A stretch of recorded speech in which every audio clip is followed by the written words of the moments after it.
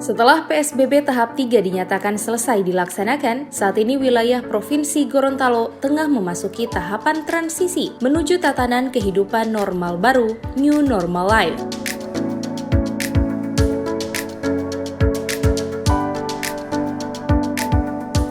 Sejak diberlakukannya PSBB hingga 3 tahap, pelarangan seluruh aktivitas masyarakat turut mempengaruhi perekonomian daerah, sehingga dengan diberlakukannya New Normal Life mampu membangkitkan dinamika ekonomi dengan tetap memperhatikan protokol kesehatan.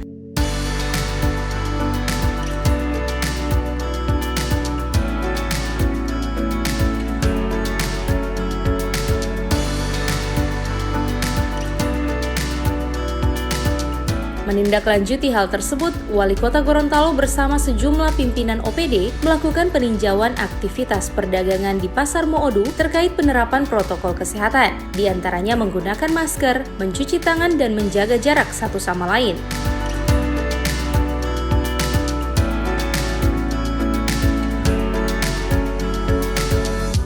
Wali Kota Haji Marten Taha SE Mekdev mengatakan, uji coba masa transisi menuju New Normal Life berlangsung selama 14 hari. Seluruh aktivitas masyarakat maupun pemerintah akan melaksanakan protokol kesehatan secara ketat demi menjaga kesehatan selama pandemi COVID-19.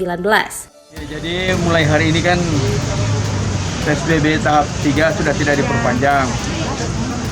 Nah, di Kota Gorontalo ini selama 14 hari kita masa transisi uji coba semua tempat-tempat, baik itu di yang berkaitan dengan ekonomi, peribadatan, sistem kerja, PNS, swasta, dan di fasilitas-fasilitas umum dan fasilitas sosial kita terapkan protokol kesehatan yang sangat ketat, antara lain cuci tangan, jaga jarak, pakai masker, jaga imun, pola bersih sehat. Tapi kita menekankan kedisiplinan. Jadi kita tidak ada lagi pembatasan untuk beraktivitas, tapi masyarakat harus disiplin pakai masker, disiplin jaga jarak, disiplin cuci tangan, disiplin.